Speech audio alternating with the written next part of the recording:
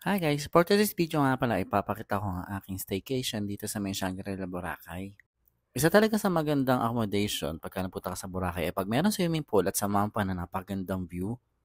Hindi masyadong malamig yung tubig dito at medyo maligam-gam kaya napakasarap maglubog-lubog dito kahit gabi at samahan pa na may magandang jacuzzi na nakaka-relax na para kang minamassage. Napakaganda at napakalinis ng tubig at hindi amoy chlorine gaya ng ibang resort dito sa Boracay. Talagang mapapawaw ka pag nakita mo yung pool dito sa may Shangri-La. At meron nga pala ng madaming restaurant kung saan pwede kang umorder habang ikaw ay nagsiswimming.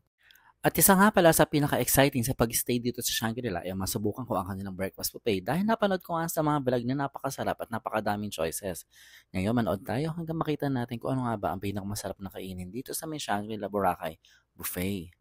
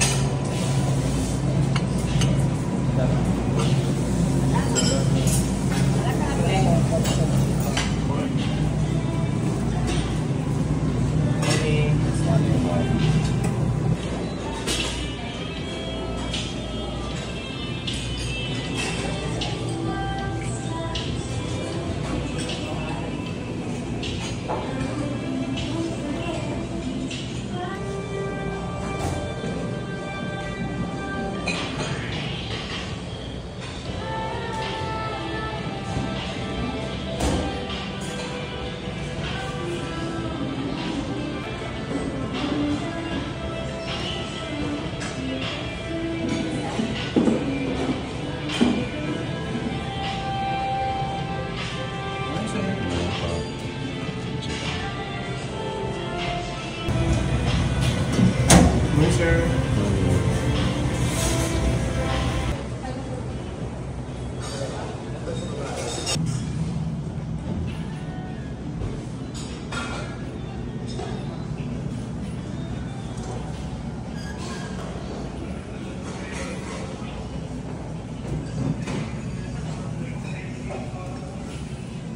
Napakasarap naman talagang kumain dito sa may ganitong buffet dahil kasama na 'to sa iyong binayaran na talagang sulit na sulit at talagang ma-e-enjoy mo halos lahat ng pagkain dito sa may Shangri-La.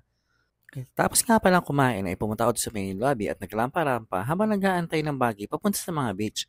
But dito nga pala sa may Shangri-La Boracay ay may dalawang beach na makikita kung saan makikita niyo yung Punta Bunga at yung isang beach na exclusive talaga sa may Shangri-La Guest. Bale pagkababa nga pala sa Baguio ay pumunta nga kami dito sa may Punta Bunga Beach kung saan ito ay shared resort ng Shangri-La, Movenpick at Crimson Hotel. Meron nga pala dito mga umbrella at mga puan kung saan saserban pa kayo ng tubig kung saan talaga naman napaka-perfect at napakaganda talaga ng service ng Shangri-La. Kaya kung pupunta kayo dito sa may Boracay, ay try nyo din mag-stay dito sa may Shangri-La.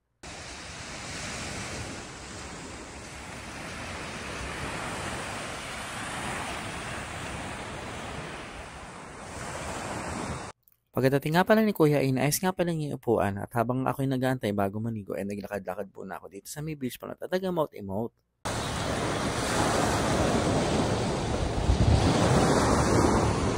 Pagkatapos nga pala ay nalakad namin dito papunta sa may kabilang part ng beach at kung saan makikita nyo nga yung Banyogan Beach kung saan nakapwesto din yung swimming pool kanina. Napakaganda talaga ng coconut tree at mapapakanta ka talaga ng islang pantropiko. Ito nga pala yung swimming pool dito at dito muna ako nag-dip-dip bago kami naligo sa may pool. Sobrang talaga nakaka-relax mag-jacuzzi dito sa may pool samahan mo pa na napakagandang view na talaga ng panalo at worth na worth talaga ang iyong binayad at pag-stay dito sa may Shangri-La. Napakaganda nga pala at napakatahimik dito kaya napakasarap mag-unwind at mag-relax at habang ini-enjoy mo ang masarap at malinis sa tubig dito sa may pool area. Sorry.